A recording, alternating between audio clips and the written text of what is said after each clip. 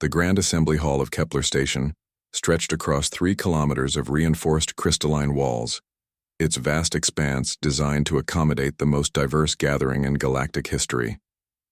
Representatives from 47 species had arrived for the Neutral Zone Accord Summit, each delegation bringing their finest diplomats, scholars, and, despite the strict weapons ban, their deepest suspicions. Ambassador Zethkar of the Vorthak hegemony adjusted his ceremonial robes, the bioluminescent patterns across his chitinous frame flickering with barely contained aggression. His compound eyes swept across the assembly, cataloging threats with predatory precision. The Vorthak had ruled through superior firepower for 3 millennia, and being stripped of their plasma rifles felt like having their claws removed. Primitives? He clicked to his aide, gesturing toward the far end of the hall where a lone figure sat at a simple metal table. Look how the humans send only one representative. Such arrogance. The human in question appeared unremarkable by galactic standards, bipedal, covered in plain fabric with pale skin and brown hair. No natural weapons, no enhanced carapace, no venomous spines. Ambassador Sarah Chen had arrived 3 days prior with nothing but a small bag and had politely declined the offer of additional seating for her delegation. There is only me, she had explained with a smile that somehow made several species' security details nervous. High Chancellor Vexnil of the Crystalline Concordat resonated a low harmonic of concern. Their silicon-based form shifted through prismatic colors as they observed the human. The Terran's military reputation precedes them, they transmitted, to their fellow diplomats. Perhaps this apparent vulnerability is itself a weapon. The Zephyrian delegate, General Akthu, spread his 4 arms in a gesture of dismissal. His species had evolved from aerial predators, and his keen instincts had kept him alive through countless battles. One soft skin against the greatest military powers in the galaxy? This is either supreme confidence or supreme stupidity.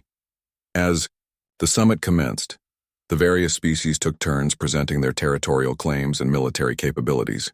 The Vorthak spoke of their planet-cracking artillery. The Concordat demonstrated holographic displays of their quantum disruptors. The Zephyrians showcased tactical formations that had conquered 12 systems. Through it all, Ambassador Chen sat quietly, occasionally taking notes on what appeared to be actual paper, an antiquated habit that drew bemused looks from delegates who stored information in quantum matrices and neural implants. When called upon to present humanity's position, Chen stood slowly and walked to the central podium. The hall fell silent, 46 species watching intently.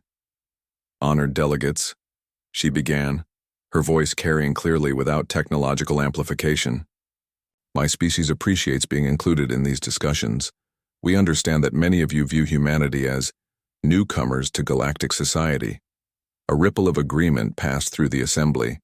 Humans had only achieved faster-than-light travel 50 years ago, a blink of an eye compared to the millennia-old civilizations present. We also understand, Chen continued, that several of your species have expressed concerns about human military doctrine. Ambassador Zethkar's mandibles clicked with amusement. Concerns? Your species wages war with chemical explosives and metal projectiles, Stone Age tactics. Chen nodded thoughtfully. That's true. We do tend to be rather direct in our approach to conflict resolution. She reached into her jacket, a movement that caused several delegates to tense despite the weapons ban, and withdrew what appeared to be a small, round object. This, she said, holding it up for all to see, is what my people call an apple. Completely harmless, organic, biodegradable. The Vorthak ambassador leaned forward, confusion replacing his earlier arrogance. What is the purpose of this display? Chen smiled, that same unsettling smile she'd worn upon arrival. You see, when humanity decided to attend this summit, we faced a dilemma. How could we demonstrate our commitment to peaceful negotiations while ensuring our security? After all, we're just one species among 47, many of whom possess vastly superior technology. She began walking slowly around the podium, the apple rolling casually between her fingers. The weapons ban was quite thorough. Energy weapons, Projectile weapons, explosive devices, chemical agents, biological weapons, nanotechnology, even personal protection fields. Very comprehensive. High Chancellor Vexnil's harmonic frequency shifted to a higher, more agitated pitch. What are you implying, human? Oh, nothing alarming, Chen replied. It's just that your weapons ban was written by species who think in terms of manufactured tools, devices, technology. She stopped walking and looked directly at the Vorthak ambassador. You never considered biology. The apple in her hand suddenly wasn't an apple anymore. It was something that pulsed with its own rhythm, something that seemed to watch the assembled delegates with invisible eyes.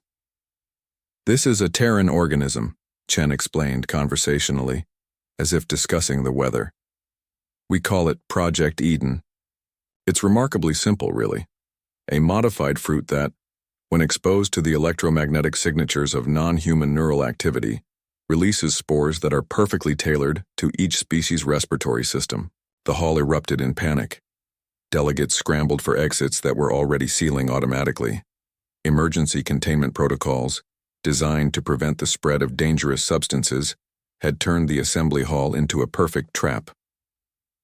The incubation period varies by species, Chen continued, raising her voice over the chaos. For the Vorthak, approximately 4 minutes until respiratory paralysis. The crystalline concordat has about 6 minutes before their silicon matrices begin to fracture. The Zephyrians, with their enhanced metabolism, have perhaps 2 minutes. Ambassador Zethkar's compound eyes were wide with terror as he clawed at his throat. This is impossible. The scanners, the security protocols. Detected nothing unusual about an apple, yes. Chen's expression remained pleasant, almost apologetic. That's the thing about humanity, Ambassador. We don't just adapt our tools to our environment. We adapt our environment to be our tools. As the various species began to succumb to the organism's effects, Chen activated a small device on her wrist. Earth Command, this is Ambassador Chen. Summit concluded.